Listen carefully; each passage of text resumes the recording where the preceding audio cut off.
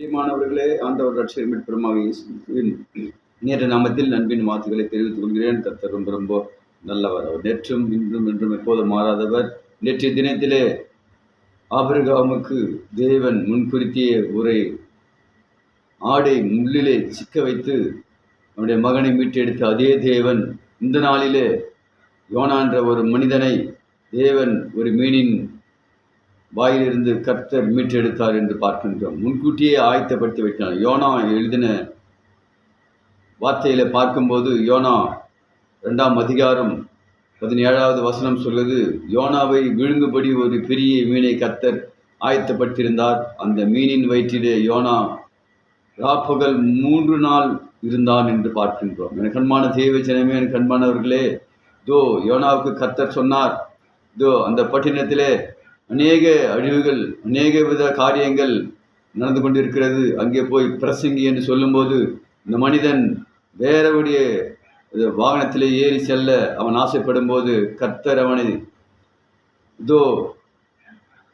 ஆழ்கடலிலே தள்ளி போட்ட போது கர்த்தர் மீனை கொண்டு அவனை காத்து வழிநடத்தி அந்த நினைவே பட்டணத்தை அவர் உயிர்ப்பித்தார் என்று பார்க்கின்றோம். என் கண்பான தேவஜனமே, என் கண்பானவர்களே, நம்முடைய வாழ்க்கையில எல்லாம் இழந்து போன வேளையிலும் தேவாதி தேவன் இந்த நாளிலே நமக்கு அவர் முன்கூட்டியே நம்முடைய காரியங்களை அவர் ஆயத்த பண்ணி வைத்திருக்கிறார் என்பதை நாம் உணர்ந்து நம்முடைய வாழ்க்கையில வாழும்போது கர்த்தர் யோனாவுக்கு சொன்னார் 2:10 அவனை வெளியே கக்கிவிடு என்று சொல்லும்போது மீன் கரையிலே அவனை வெளியே கக்கிவிட்டது என்று பார்க்கின்றோம். எனக்கு கண்மான தேவஜனம், என் கண்மானவர்களே, அநேக வித காரியத்தில் நாம் மிகவும் தள்ளப்பட்ட நிலையில் இருக்கின்றோம்.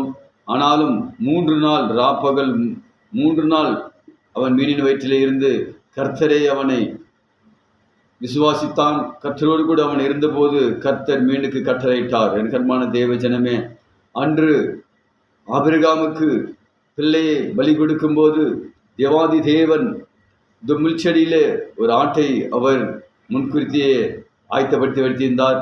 இந்த யோனாவுக்கு அவன் கர்த்தருடைய வார்த்தையை அது நினைவே பட்டணத்தில் போய் சொல்லுவதற்கு அவன் தயங்கினது போது கர்த்தர் அவனை கொண்டு முன்கூட்டியே மீனை ஆயத்தப்படுத்தி வைத்திருந்தார். என் கண்மான தேவ ஜனமே, என் கண்பானவர்களே, நம்முடைய வாழ்க்கையில் எல்லாவற்றையும் அவன் முன்குறித்து வைத்திருக்கிறார் என்பதை உணர்ந்து நம்முடைய வாழ்க்கையில் வாழும்போது கர்த்தர் பெரிய காரியங்களை செய்வார்.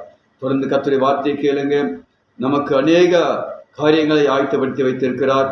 எப்படி ஆபிரகாமுக்கு ஆயத்தப்படுத்தி வைத்திருந்த போது யோனாவுக்கு ஆயத்தப்படுத்தி வைத்திருந்த ஆசீர்வாதத்தை போல தேவன் நமக்கும் அவர் முன்கூட்டியே அநேக காரியங்களை அவர் ஆயத்தப்படுத்தி வைத்தார். God bless you. கர்த்தர் உங்களை ஆசீர்வதிப்பாராக. ஆமென், ஆமென், ஆமென்.